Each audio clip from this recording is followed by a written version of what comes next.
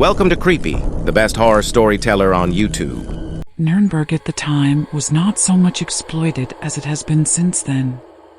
Irving had not been playing Faust, and the very name of the old town was hardly known to the great bulk of the traveling public. My wife and I, being in the second week of our honeymoon, naturally wanted someone else to join our party, so that when the cheery stranger, Elias P. Hutchison, hailing from Isthmian City, Bleeding Gulch, Maple Tree County, Nebraska, turned up at the station at Frankfurt and casually remarked that he was going on to see the most all-fired old Methuselah of a town in Europe, and that he guessed that so much traveling alone was enough to send an intelligent, active citizen into the melancholy ward of a daft house. We took the pretty broad hint and suggested that we should join forces. We found, on comparing notes afterwards, that we had each intended to speak with some diffidence or hesitation so as not to appear too eager, such not being a good compliment to the success of our married life, but the effect was entirely marred by our both beginning to speak at the same instant, stopping simultaneously, and then going on together again. Anyhow, no matter how, it was done, and Elias P. Hutchison became one of our party. Straightway Amelia and I found the pleasant benefit. Instead of quarreling, as we had been doing, we found that the restraining influence of a third party was such that we now took every opportunity of spooning in odd corners. Amelia declares that ever since she has, as the result of that experience, advised all her friends to take a friend on the honeymoon. Well, we did Nurnberg together, and much enjoyed the racy remarks of our transatlantic friend, who, from his quaint speech and his wonderful stock of adventures, might have stepped out of a novel.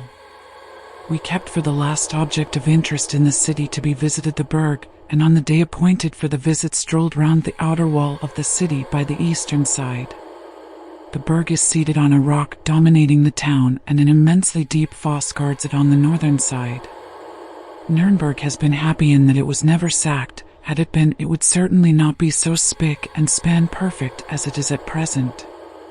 The ditch has not been used for centuries, and now its base is spread with tea gardens and orchards, of which some of the trees are of quite respectable growth. As we wandered round the wall, dawdling in the hot July sunshine, we often paused to admire the view spread before us, and in especial the great plain covered with towns and villages and bounded with a blue line of hills, like a landscape of Claude Lorraine. From this we always turned with new delight to the city itself, with its myriad of quaint old gables and acre-wide red roofs dotted with dormer windows, tier upon tier. A little to our right rose the towers of the Berg, and nearer still, standing grim, the Torture Tower, which was, and is, perhaps, the most interesting place in the city. For centuries, the tradition of the Iron Virgin of Nurnberg has been handed down as an instance of the horrors of cruelty of which man is capable. We had long looked forward to seeing it, and here at last was its home. In one of our pauses, we leaned over the wall of the moat and looked down. The garden seemed quite 50 or 60 feet below us, and the sun pouring into it with an intense, moveless heat like that of an oven. Beyond rose the grey, grim wall seemingly of endless height, and losing itself right and left in the angles of bastion and counterscarp.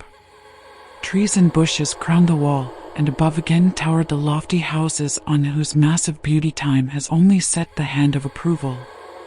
The sun was hot, and we were lazy. Time was our own, and we lingered, leaning on the wall. Just below us was a pretty sight, a great black cat lying stretched in the sun, whilst round her gambolled prettily a tiny black kitten. The mother would wave her tail for the kitten to play with, or would raise her feet and push away the little one as an encouragement to further play. They were just at the foot of the wall, and Elias P. Hutchison, in order to help the play, stooped and took from the walk a moderate-sized pebble. "See," he said, "I will drop it near the kitten, and they will both wonder where it came from." "Oh, be careful," said my wife, "you might hit the dear little thing." "Not me, ma'am," said Elias P. "Why, I'm as tender as a Maine cherry tree." "Lor, bless ye. I wouldn't hurt the poor pooty little critter more'n I'd scalp a baby. And you may bet your variegated socks on that. See, I'll drop it fur away on the outside so's not to go near her." Thus saying, he leaned over and held his arm out at full length and dropped the stone. It may be that there is some attractive force which draws lesser matters to greater, or more probably that the wall was not plump but sloped to its base, we not noticing the inclination from above, but the stone fell with a sickening thud that came up to us through the hot air, right on the kitten's head, and shattered out its little brains then and there. The black cat cast a swift upward glance, and we saw her eyes like green fire fixed an instant on Elias P. Hutchison, and then her attention was given to the kitten, which lay still with just a quiver of her tiny limbs, whilst a thin red stream trickled from a gaping wound. With a muffled cry, such as a human being might give, she bent over the kitten, licking its wounds and moaning.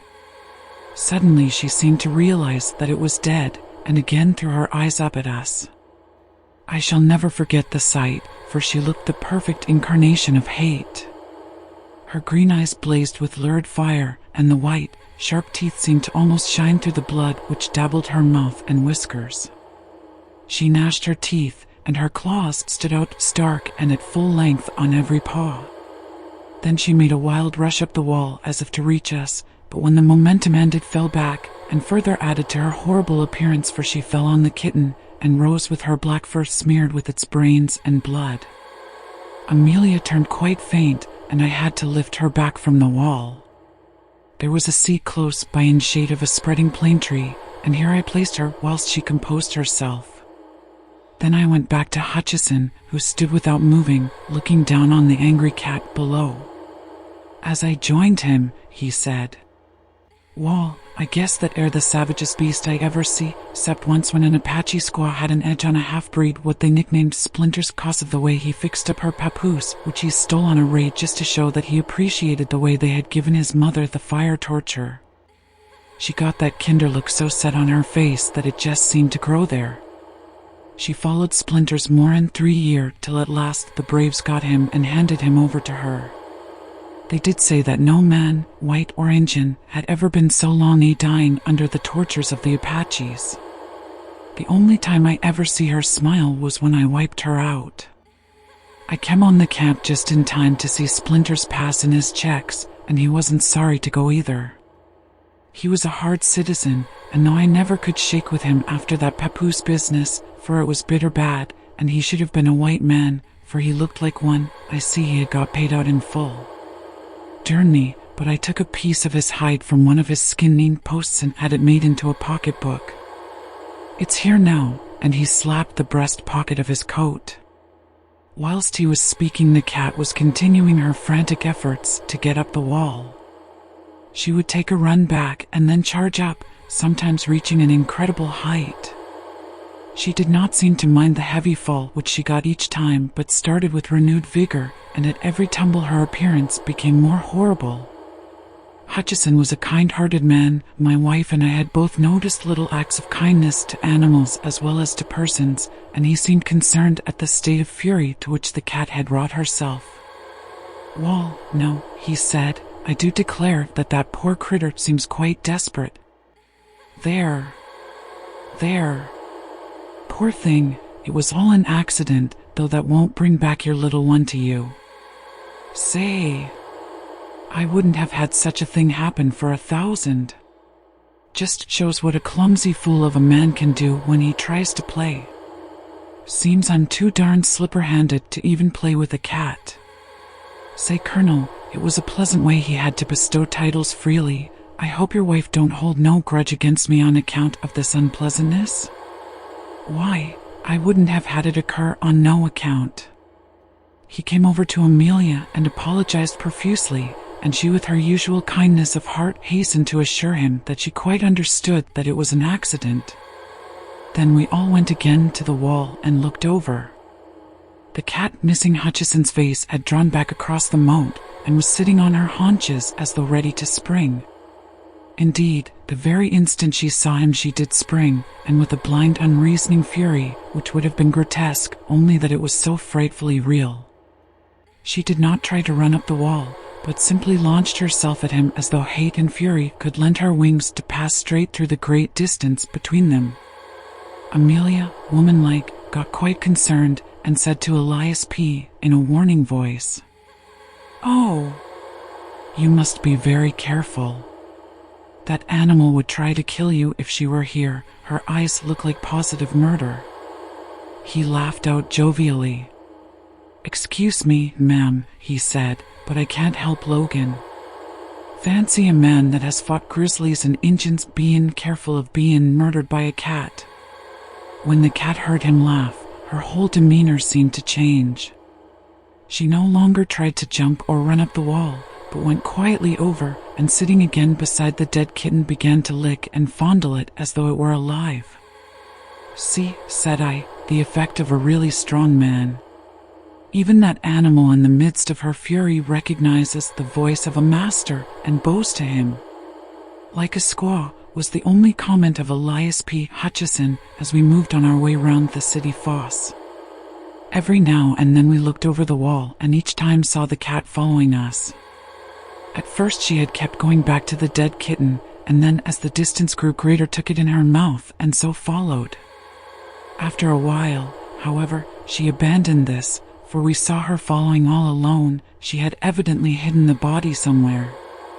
Amelia's alarm grew at the cat's persistence, and more than once she repeated her warning, but the American always laughed with amusement, till finally, seeing that she was beginning to be worried, he said, "I say, ma'am, you needn't be scared over that cat. I go healed, I do." Here he slapped his pistol pocket at the back of his lumbar region. "Why sooner have you worried? I'll shoot the critter right here and risk the police interfering with a citizen of the United States for carrying arms contrary to regulations." As he spoke, he looked over the wall, but the cat, on seeing him, retreated, with a growl, into a bed of tall flowers, and was hidden. He went on, "Blessed if that AR critter ain't got more sense of what's good for her than most Christians. I guess we've seen the last of her. You bet, she'll go back now to that busted kitten and have a private funeral of it, all to herself." Amelia did not like to say more, lest he might, in mistaken kindness to her, fulfill his threat of shooting the cat, and so we went on and crossed the little wooden bridge leading to the gateway whence ran the steep paved roadway between the Berg and the pentagonal torture tower. As we crossed the bridge, we saw the cat again down below us. When she saw us, her fury seemed to return, and she made frantic efforts to get up the steep wall. Hutchison laughed as he looked down at her and said, "Goodbye, old girl. Sorry I injured your feelings, but you'll get over it in time. So long." And then we passed through the long, dim archway and came to the gate of the Berg. When we came out again after our survey of this most beautiful old place, which not even the well-intentioned efforts of the Gothic restorers of 40 years ago have been able to spoil, though their restoration was then glaring white, we seemed to have quite forgotten the unpleasant episode of the morning. The old lime tree with its great trunk gnarled with the passing of nearly 9 centuries, the deep well cut through the heart of the rock by those captives of old, and the lovely view from the city wall whence we heard, spread over almost a full quarter of an hour, the multitudinous chimes of the city, had all helped to wipe out from our minds the incident of the slain kitten. We were the only visitors who had entered the torture tower that morning, so at least said the old custodian, and as we had the place all to ourselves, were able to make a minute and more satisfactory survey than would have otherwise been possible. The custodian, looking to us as the sole source of his gains for the day, was willing to meet our wishes in any way. The torture tower is truly a grim place, even now when many thousands of visitors have sent a stream of life, and the joy that follows life, into the place, but at the time I mention it wore its grimmest and most gruesome aspect. The dust of ages seemed to have settled on it, and the darkness and the horror of its memories seemed to have become sentient in a way that would have satisfied the pantheistic souls of Philo or Spinoza. The lower chamber where we entered was seemingly, in its normal state, filled with incarnate darkness. Even the hot sunlight streaming in through the door seemed to be lost in the vast thickness of the walls, and only showed the masonry rough as when the builder's scaffolding had come down, but coated with dust and marked here and there with patches of dark stain which, if walls could speak, could have given their own dread memories of fear and pain. We were glad to pass up the dusty wooden staircase, the custodian leaving the outer door open to light us somewhat on our way, for to our eyes the one long-wicked, evil-smelling candle stuck in a sconce on the wall gave an inadequate light. When we came up through the open trap in the corner of the chamber overhead, Amelia held on to me so tightly that I could actually feel her heartbeat. I must say for my own part that I was not surprised at her fear, for this room was even more gruesome than that below. Here there was certainly more light, but only just sufficient to realize the horrible surroundings of the place. The builders of the tower had evidently intended that only they who should gain the top should have any of the joys of light and prospect. There, as we had noticed from below, were ranges of windows, albeit of medieval smallness, but elsewhere in the tower were only a very few narrow slits such as were habitual in places of medieval defense. A few of these only lit the chamber, and these so high up in the wall that from no part could the sky be seen through the thickness of the walls. In racks, and leaning in disorder against the walls, were a number of headsmen's swords, great double-handed weapons with broad blade and keen edge. Hard by were several blocks whereon the necks of the victims had lain, with here and there deep notches where the steel had bitten through the guard of flesh and shored into the wood. Round the chamber, placed in all sorts of irregular ways, were many implements of torture which made one's heart ache to see, chairs full of spikes which gave instant and excruciating pain, chairs and couches with dull knobs whose torture was seemingly less, but which, though slower, were equally efficacious, racks, belts, boots, gloves, collars, all made for compressing at will, steel baskets in which the head could be slowly crushed into a pulp if necessary, watchmen's hooks with long handle, a knife that cut at resistance, this a speciality of the old Nurnberg police system, and many, many other devices from man's injury to man. Amelia grew quite pale with the horror of the things, but fortunately did not faint, for being a little overcome she sat down on a torture chair, but jumped up again with a shriek, all tendency to faint gone. We both pretended that it was the injury done to her dress by the dust of the chair, and the rusty spikes which had upset her, and Mr. Hutchison acquiesced in accepting the explanation with a kind-hearted laugh. But the central object in the whole of this chamber of horrors was the engine known as the Iron Virgin, which stood near the center of the room. It was a rudely shaped figure of a woman, something of the Bell Order, or, to make a closer comparison, of the figure of Mrs. Noah in the Children's Ark, but without that slimness of waist and perfect rondeur of hip which marks the aesthetic type of the Noah family. One would hardly have recognized it as intended for a human figure at all had not the founder shaped on the forehead a rude semblance of a woman's face. This machine was coated with rust without, and covered with dust. A rope was fastened to a ring in the front of the figure, about where the waist should have been, and was drawn through a pulley, fastened on the wooden pillar which sustained the flooring above. The custodian pulling this rope showed that a section of the front was hinged like a door at one side. We then saw that the engine was of considerable thickness, leaving just room enough inside for a man to be placed. The door was of equal thickness and of great weight, for it took the custodian all his strength, aided though he was by the contrivance of the pulley, to open it. This weight was partly due to the fact that the door was of manifest purpose hung so as to throw its weight downwards, so that it might shut of its own accord when the strain was released. The inside was honeycombed with rust, nay more, the rust alone that comes through time would hardly have eaten so deep into the iron walls. The rust of the cruel stains was deep indeed. It was only, however, when we came to look at the inside of the door that the diabolical intention was manifest to the full. Here were several long spikes, square and massive, broad at the base and sharp at the points, placed in such a position that when the door should close the upper ones would pierce the eyes of the victim, and the lower ones his heart and vitals.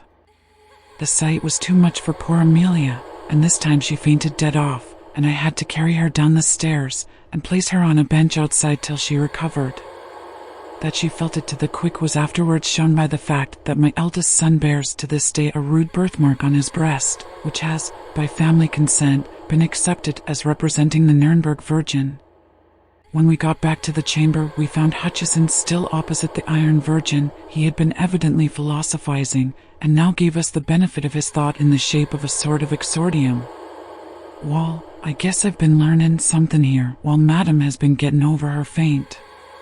'Pears to me that we're a long way behind the times on our side of the big drink. We used to think out on the plains that the engine could give us points in tryin' to make a man uncomfortable, but I guess your old medieval law and order party could raise him every time. Splinters was pretty good in his bluff on the squaw, but this here young miss held a straight flush all high on him. The points of them spikes air sharp enough still, though even the edges air eaten out by what us'ter be on them. It'd be a good thing for our Indian section to get some specimens of this here play toy to send round to the reservations just to knock the stuffin' out of the box, and the squaws too, by showing them as how old civilization lays over them at their best. Yes, but I'll get in that box a minute just to see how it feels. Oh no! No, said Amelia. It is too terrible. The cat. Look out for the cat, for even then she sprang out before the engine. At this moment she looked like a triumphant demon. Her eyes blazed with ferocity, her hair bristled out till she seemed twice her normal size, and her tail lashed about as does a tiger's when the quarry is before it. Elias P. Hutchison, when he saw her, was amused, and his eyes positively sparkled with fun as he said, "Darned if the squaw hain't got on all her war paint. Just give her a shove off if she comes any of her tricks on me, for I'm so fixed everlastingly by the boss that darn my skin if I can keep my eyes from her if she wants them. Easy there, Judge. Don't you slack that AR rope or I'm euchred." At this moment Amelia completed her feint, and I had to clutch hold of her round the waist or she would have fallen to the floor. Whilst attending to her, I saw the black cat crouching for a spring, and jumped up to turn the creature out. But at that instant, with a sort of hellish scream, she hurled herself, not as we expected at Hutchison, but straight at the face of the custodian. Her claws seemed to be tearing wildly as one sees in the Chinese drawings of the dragon rampant, and as I looked I saw one of them light on the poor man's eye, and actually tear through it and down his cheek, leaving a wide band of red where the blood seemed to spurt from every vein. With a yell of sheer terror, which came quicker than even his sense of pain, the man leaped back, dropping as he did so the rope which held back the iron door. I jumped for it, but was too late, for the cord ran like lightning through the pulley block, and the heavy mass fell forward from its own weight. As the door closed, I caught a glimpse of our poor companion's face. He seemed frozen with terror. His eyes stared with a horrible anguish as if dazed, and no sound came from his lips. And then the spikes did their work.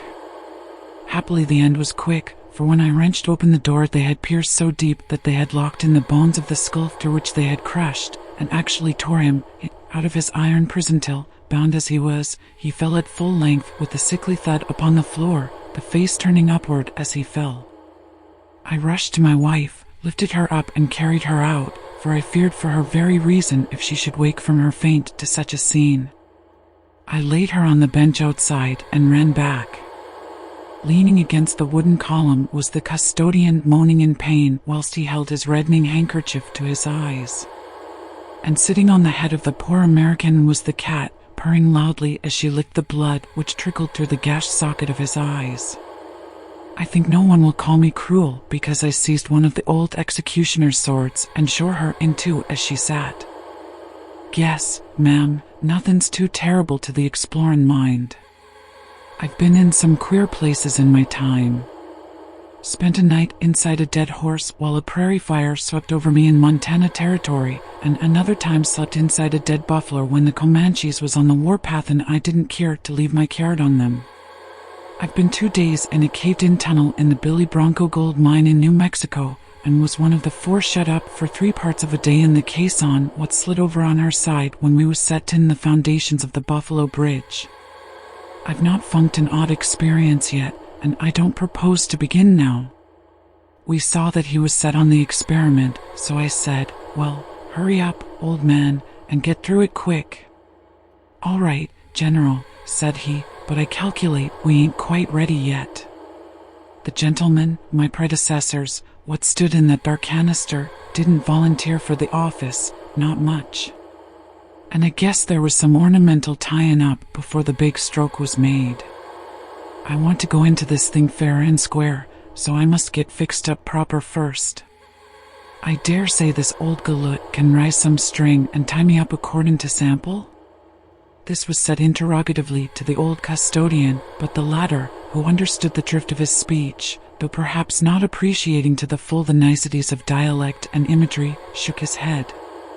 His protest was, however, only formal and made to be overcome.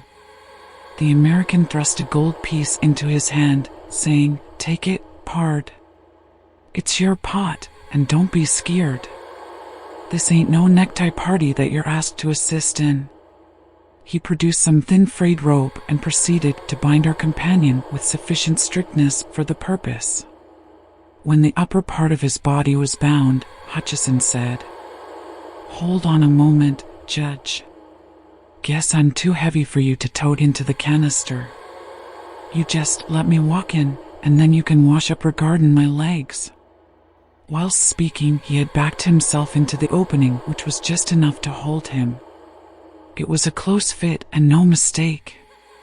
Amelia looked on with fear in her eyes, but she evidently did not like to say anything.